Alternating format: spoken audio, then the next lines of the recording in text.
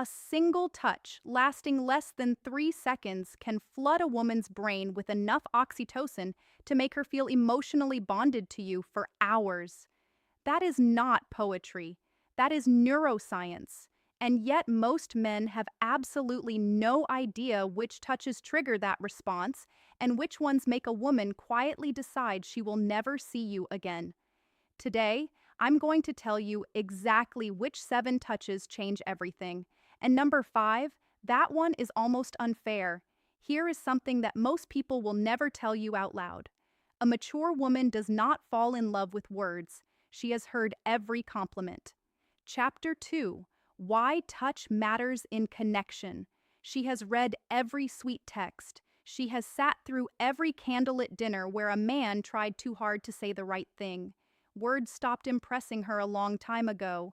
What actually moves her, what actually cracks open that guarded heart she has spent years protecting, is something far more primal touch. But not just any touch, not the clumsy, grabby, I saw this in a movie kind of touch. I am talking about specific, intentional, psychologically powerful touches that communicate things words literally cannot say. Safety, confidence, tenderness, desire, all without opening your mouth. Dr. Dashe Keltner, a psychologist at UC Berkeley, conducted a fascinating study where strangers were asked to communicate emotions through brief touches on the forearm. No words, no facial expressions, just touch. The result? People could accurately identify emotions like gratitude, love, and sympathy through touch alone with up to 788% accuracy. 78%. Your mouth wishes it could be that effective. So, if you have ever wondered why some men seem to effortlessly make women feel connected to them, while others try everything and still get the friend speech, this is your answer. It is not about what they say, it is about Chapter 3, the mistake most men make, how they touch. And a mature woman, a woman who has been through enough to know exactly what she wants, responds to this on an entirely different level than someone in her 20s. Now, before I walk you through all 7 of these touches, I need to warn you about something. 2 of the touches on this list seem so simple that you will be tempted to dismiss them. Do not. Those are the ones that mature women have specifically told me make them feel things they cannot explain. And the last touch on this list, number 7, has a psychological effect so strong that relationship therapists actually prescribe it to couples on the edge of separation. I will explain why when we get there. Let us start with the first touch that quietly rewires how she feels about you. The first touch is what I call the slow lower back guide. And before you roll your eyes thinking this is just basic gentleman behavior, hear me out because the science behind this one is staggering. When you place your hand gently on the small of a woman's back, maybe while walking her through a doorway, guiding her through a crowd, or standing beside her at an event, you are activating one of the most nerve-dense areas of the human body. The lower back contains a massive cluster of nerve endings that are directly connected to the brain's emotional processing centers. A slow, confident, warm hand placed there sends a signal that bypasses logic entirely. But here is the part most men touch. 1. Gentle and respectful contact. Speed and pressure matter enormously. A quick pat on the back feels like something her uncle would do at Thanksgiving. A heavy push feels controlling, but a slow, steady, warm placement of your full palm with just enough pressure to say, I am here and I am aware of you, triggers what psychologists call a protective bonding response. Her nervous system reads it as safety. Her brain releases oxytocin, and emotionally she starts associating your presence with calm. A mature woman especially responds to this because she has spent years being the strong one. She has handled everything herself. She has been her own protector. When a man places his hand on her lower back with quiet confidence, it is not about control. It is about communication. It says, you do not have to carry everything alone right now. And for a woman who has been carrying the weight of her world on her own shoulders, that single gesture can feel more romantic than 100 roses. I once read a comment from a woman in her late 40s who said, and I am paraphrasing, "He put his hand on my back while we were walking into a restaurant, and I felt something I had not felt in 15 years. I felt chosen." Chapter 5, Touch 2, Supportive Gestures. That is the power of this touch when it is done correctly. The second touch is the two-handed handhold, and this one is criminally underrated. Most people hold hands. That is not special. Teenagers hold hands at the mall. What I am talking about is different. This is when you take her hand and then bring your other hand over to cradle it, both of your hands holding one of hers. Maybe during a conversation, maybe during a quiet moment, maybe after she has just told you something vulnerable. This snorts touch works because of something called bilateral stimulation. When both of your hands are engaged in holding hers, it creates a symmetrical sensory input that her brain interprets as full attention and emotional presence. Therapists actually use bilateral touch techniques in EMDR therapy to help people process emotional trauma. So when you hold her hand with both of yours, you are quite literally giving her brain a signal that says, "You are safe here. I am fully present." For a mature woman, this is devastating in the best possible way. She has probably spent years with men who were physically present, but emotionally somewhere else. Their body was at the dinner table, but their mind was on their phone, their work, their fantasy football league. When you hold her hand with both of yours and look at her while she is speaking, you are chapter 6, touch 3, calm and reassuring presence, giving her something she may have stopped believing existed. Full, undivided, embodied attention. And honestly, the contrast alone is what makes this so powerful. She has had years of half-hearted affection. When she feels both of your hands wrapped around hers with warmth and intention, her brain practically screams, "This one is different." And once a mature woman's brain decides you're different, good luck to every other man who tries to compete with that. Now, touch number 3 is the one that catches most women completely off guard. It is the forehead touch. And no, I do not mean a forehead kiss. Although we will talk about something similar later, I mean the act of gently pressing your forehead against hers. Foreheads touching, eyes close naturally, breathing syncs up, the world goes quiet. This might sound overly intimate for something so simple, but the psychological weight of this gesture is enormous. Dr. Sue Johnson, the creator of emotionally focused therapy and one of the most cited relationship researchers alive, has written extensively about what she calls bonding moments. These are micro interactions that activate the attachment system in adults, the same way a mother's touch activates it in infants. The forehead touch is one of the most potent bonding moments. 2. Chapter 7, Touch 4, Natural Closeness Adults Can Share. Why? Because it requires a vulnerability from both people. You cannot press your forehead against someone's from across the room. You have to be close. You have to slow down. You have to let your guard down. And for a mature woman who has built emotional walls high enough to block out most of the nonsense the world has thrown at her, this touch is a quiet knock on a door she forgot she had. It does not demand anything. It does not escalate.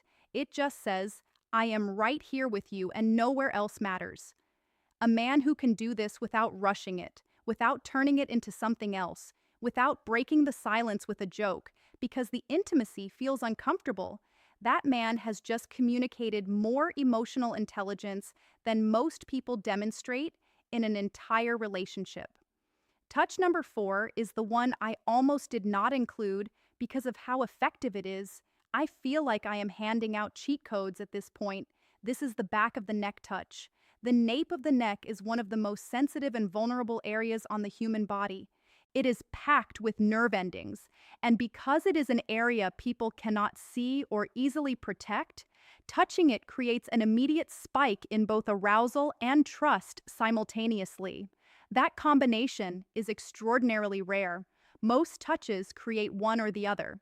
This one does chapter 8, touch 5, reading her comfort level both at the same time. When a man gently places his fingers or his palm on the back of a woman's neck, Maybe while sitting beside her, maybe while leaning in to tell her something, her brain goes through a rapid fire evaluation. Am I safe? Do I trust this person? Does this feel good? And if the answer to all three is yes, the emotional response is almost instantaneous. Her breathing changes, her pupils dilate. Neurochemically, dopamine and oxytocin release in tandem, which is the exact cocktail responsible for romantic attachment. Here is where maturity plays a massive role. A younger woman might not even register the significance of this touch, but a mature woman, she has enough experience to recognize what that touch communicates. It communicates confidence without aggression, desire without desperation, familiarity without assumption. It is one of the most sophisticated touches a man can offer. And the women who recognize it are the ones who have been waiting for exactly that level of awareness. A word of caution, though, timing is everything with this one. You cannot walk up to a woman you just met and touch the back of her neck. That is not romantic. That is a police report. This touch works because it comes after trust has been established. It is a progression, not a shortcut. And a mature woman knows the difference immediately. Touch number 5 is the one I told you about at the beginning, the one that is almost unfair. It is the thumb stroke. And before you wonder what that even means, let me explain. Because this is where the psychology of touch becomes genuinely fascinating. The thumb stroke happens when you are already holding her hand, or when your hand is resting on her arm, her shoulder, or her knee. And without drawing attention to it, your thumb slowly moves back and forth against her skin. Small, slow, rhythmic strokes. You do not announce it. You do not look down at your hand. You just do it while continuing whatever conversation you are in. This works because of a specific class of nerve fibers called C-tactile afferents. These nerves respond specifically to slow, gentle stroking touch, and they are directly wired to the parts of the brain that process emotional connection and social bonding. Researchers at the University of Gothenburg in Sweden found that this type of slow stroking activates the insular cortex, which is the brain region responsible for feelings of intimacy and emotional closeness. In other words, when your thumb moves slowly across her skin, you are literally activating the part of her brain that makes her feel close to you. Chapter 10, Touch 7, Consistency and Trust. And because it is so subtle, she may not even consciously register what you're doing, but her brain absolutely registers it. Her body absolutely responds to it. And emotionally, she starts feeling drawn to you in a way she might not even be able to articulate.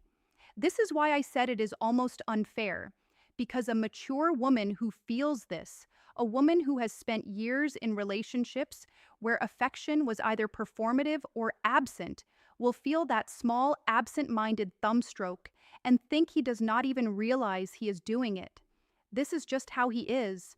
And that thought, that belief that your tenderness is effortless, rather than calculated, is what makes her fall. Not the grand gestures, not the expensive gifts, the unconscious gentle movement of your thumb while you are talking about something completely ordinary. That is what love actually feels like to a woman who has seen everything else. Touch number 6 is what I call the silent pull. This is the moment when you are sitting beside her or standing next to her, and without a word, you reach over and gently pull her closer to you. Maybe your arm goes around her shoulder and draws her in. Maybe your hand finds her waist and closes the gap between you. No announcement, no come here, just movement. This touch works on a principle that attachment researchers call proximity seeking.